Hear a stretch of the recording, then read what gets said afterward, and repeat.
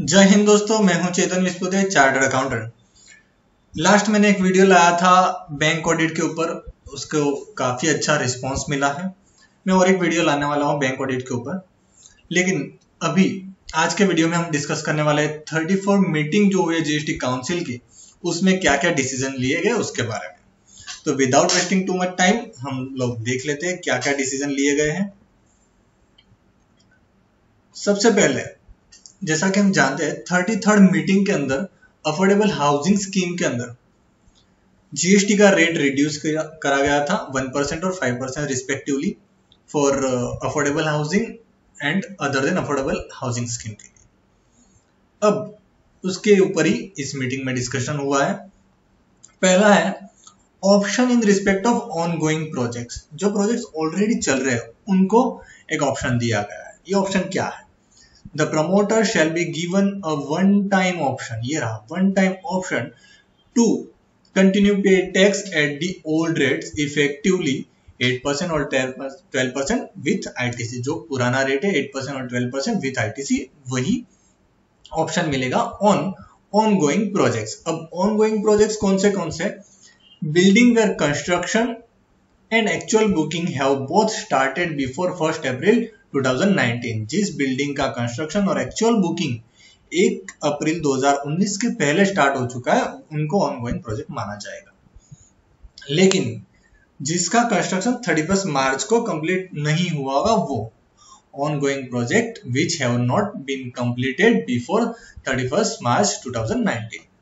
Option shall be exercised once within a prescribed time frame, and where the option is not exercised within time frame, prescribed time limit new rate shall apply।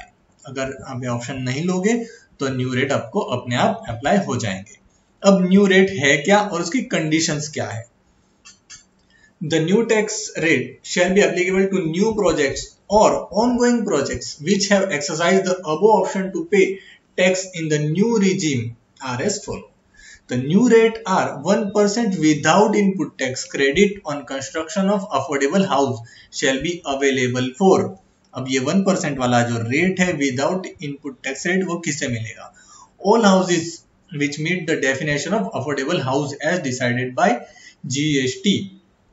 अब affordable housing की जो definition है last council की जो meeting हुई थी उसमें दी गई थी, और यहाँ पर भी शॉर्ट में दी गई। अगर आपको वो वीडियो देखना है तो आप वहां पर जाके वीडियो देख सकते हो, मैं डिस्क्रिप्शन में उसकी लिंक दे दूंगा।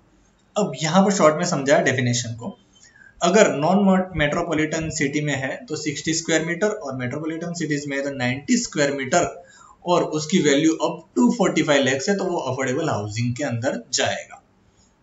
And affordable house being constructed in ongoing projects under the existing central and state housing scheme presently eligible for concessional rate of 8% GST after 1/3 of land abatement। तो 1% का रेट इन दो लोगों को मिलेगा जो ए और बी के अंदर फॉलो कर रहे हैं। वो पहला है कि जो अफोर्डेबल हाउसिंग स्कीम की जो डेफिनेशन है 45 लाख और 60 और 90 स्क्वायर मीटर के अंदर आ रहा है वो, और दूसरे वैसे लोग जो सेंट्रल और स्टेट की हाउसिंग स्कीम के अंदर कवर हो रहे हैं और 8% जीएसटी के अंदर कवर हो रहे हैं आफ्टर 1/3 जो अबेटमेंट है लैंड का उसके बाद। तो ये लोग जो है वो 1% का बेनिफिट ले सकते हैं। अब न्यू रेट जो 5% है उसका बेनिफिट किसे मिलेगा? Without input tax credit. All houses other than affordable houses in ongoing projects whether booked prior to or after 1/4/19, in case of a house booked prior to 1/4/19, new rate shall be available on installment payable on or after 1/4/19। तो other than affordable housing scheme के अंदर जो properties आ रही है, जो person cover हो रहे हैं, वो उन लोगों को 5% का रेट लगेगा, चाहे वो बुक 1/4/19 के पहले हुआ है या बाद में हुआ है। लेकिन नए रेट के हिसाब से वो जो 1/4/19 के बाद में इंस्टॉलमेंट आने वाले उसके ऊपर पे करेंगे।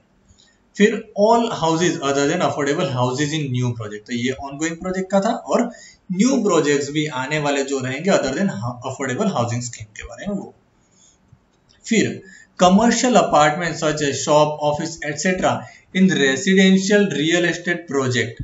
रेसिडेंशियल जो प्रोजेक्ट है वहां पर अगर कमर्शियल अपार्टमेंट है, शॉप है, ऑफिस है, उस केस में in which carpet area of commercial apartment is not more than 15% of total carpet area of all apartments। सारे जो अपार्टमेंट है उसका जो कारपेट एरिया है उसका 15% तक अगर कमर्शियल अपार्टमेंट का है, ऑफिस शॉप या अपार्टमेंट्स है, तो वो 5% का रेट ले पाएंगे, अदरवाइज वो नॉर्मल वाले में चले जाएंगे या हाउसिंग का जो रेट है उसमें कवर नहीं होंगे। अब कंडीशन क्या है, 1% के लिए क्या कंडीशन है, the new tax rate of 1% on construction of affordable and 5% on other than affordable houses shall be available subject to the following condition. सबसे पहली और बड़ी कंडीशन है इनपुट टैक्स क्रेडिट नहीं मिलेगा। ऑब्वियसली बात है, अगर रेट कम हो रहा है तो आईटीसी नहीं मिलेगा।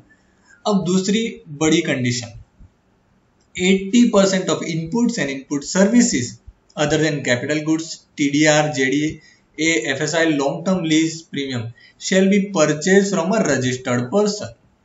इनपुट और इनपुट सर्विस जो होगा वो रजिस्टर्ड पर्सन के पास से ही खरीदना पड़ेगा। अगर 80% में आपका कुछ शॉर्टफॉल हो रहा है तो उसको आपको आरसीएम बेसिस पे करना पड़ेगा, लेकिन वो शॉर्टफॉल अगर आप सीमेंट में खत्म करना चाह रहे हो तो उस केस में आपको आरसीएम 28% लगेगा और कैपिटल गुड्स में आरसीएम आपको लगेगा जो एक्चुअल कैपिटल गुड्स का रेट चल रहा है। ये आपको मैं एक एग्जांपल के साथ समझा दूं। सपोज करो 100 रुपीज आपका इनपुट और इनपुट सर्विस है, उसमें से 80 रुपीज आपको रजिस्टर पर्सन के पास से ही खरीदना है, 20% जो होगा वो आप अनरजिस्टर के पास से खरीदी कर सकते हो या उसकी सर्विस ले सकते हो, उसमें आपको आरसीएम नहीं लगेगा। लेकिन वो 80 रुपीज में सपोज करो आपका 70 रुपीज ही रजिस्टर के पास से परचेज हो रहा है और 10% आपका जो शॉर्टफॉल हो रहा है वो जो 10% होगा, 10 रुपीज होगा, वो आपको आरसीएम बेसिस पे एट द रेट ऑफ 18% आपको पे करना रहेगा और उसकी क्रेडिट आपको नहीं मिलेगी, क्योंकि पहली कंडीशन है आपको इनपुट टैक्स रेट नहीं मिलने वाली है। लेकिन वो 10 रुपए का जो शॉर्टफॉल है, आप बता रहे हो कि इसमें मैंने सीमेंट परचेज किया, तो उस केस में आपको आरसीएम का रेट लगेगा 28%। और अगर कैपिटल गुड्स को अगर आप उसमें इंट्रोड्यूस करना चाहते हो कि भाई 10 रुपए का मेरा कैपिटल गुड्स है जो 80% में शॉर्टफॉल हो रहा है, तो उसमें जो कैपिटल गुड्स के ऊपर रेट लगने वाला है वो रेट लगेगा। फिर है transition for ongoing project opting for the new rate tax. अभी ऑनगोइंग प्रोजेक्ट चल रहे हैं और वो चाह रहे हैं कि हम नए टैक्स रेट में जाए, तो उसका ट्रांजिशन कैसे होगा, क्योंकि बाद में तो इनपुट टैक्स रेट नहीं मिलने वाली, और अभी का क्या, क्योंकि अभी की तो इनपुट टैक्स रेट मिलेगी, उसका कैसे कहा है।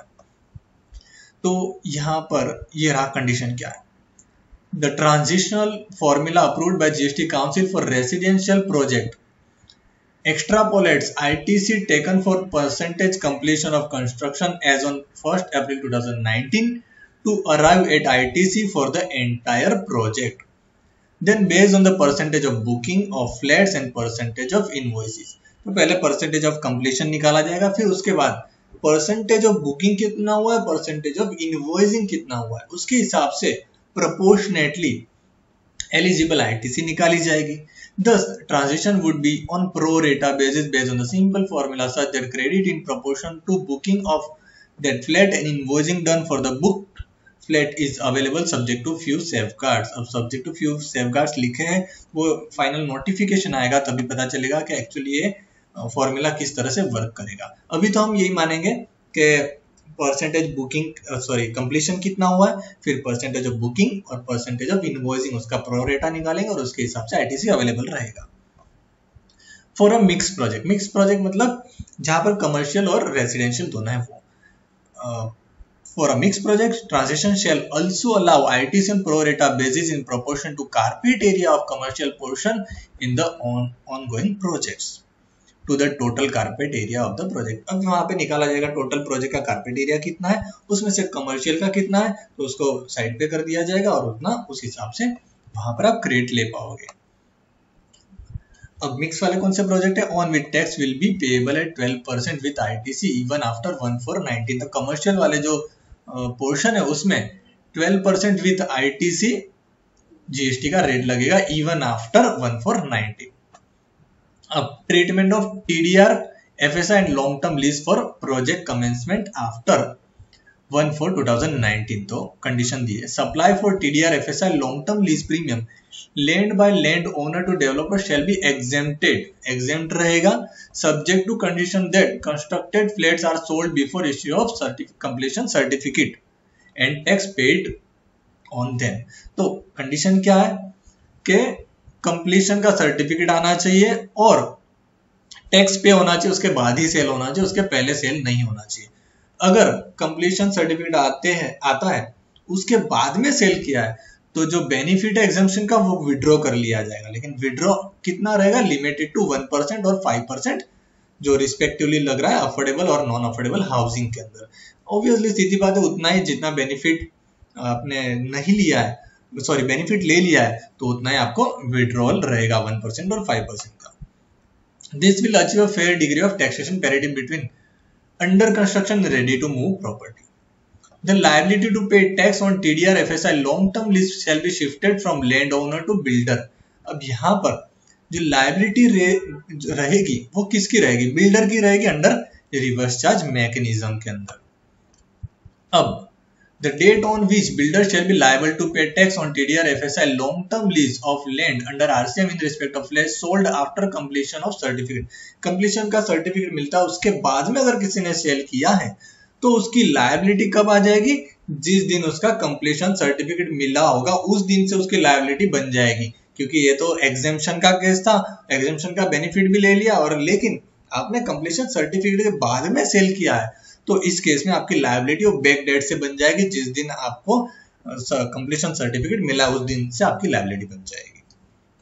फिर है लायबिलिटी ऑफ बिल्डर टू पे tax on construction of houses given to landowner in JDA joint development agreement is also being shifted to the date of completion। तो JDA के केस में भी जिस दिन कंप्लीशन सर्टिफिकेट मिला होगा उस दिन से बिल्डर की लायबिलिटी रह जाएगी और ये टैक्स पे करना पड़ेगा RCM बेसिस पे। Amendment to ITC rules. अब यहाँ पर ITC का कोई रूल नहीं दिया, सिर्फ कहा है कि ITC में अच्छा जो रूल लाएंगे वैसा। देख लेते हैं क्या लिखा है, ITC rule shall be amended to bring greater clarity on monthly and financial determination of ITC and reversal thereof in real estate project। The change would clearly provide procedure for availing input tax credit in relation to commercial unit, as such unit would continue to be eligible for input tax credit in mixed project। तो commercial के case में input tax credit का benefit मिलेगा, ये जो नए rate है वो हाउसिंग प्रोजेक्ट के लिए है। अब ये सिंपल लैंग्वेज में समझाया था, लेकिन मेन जब नोटिफिकेशन या सर्कुलर आ जाएंगे उसमें जो लैंग्वेज यूज होगी उसी तरह से सारे रूल एप्लीकेबल रहेंगे। तो ये थी highlight 34th GST council meeting की। अगर आपको आज का वीडियो अच्छा लगा तो प्लीज लाइक कीजिएगा, शेयर कीजिएगा और चैनल को सब्सक्राइब नहीं किया है तो सब्सक्राइब जरूर से कर दीजिएगा दोस्तों। Thank you for watching. जय हिंद, जय भारत।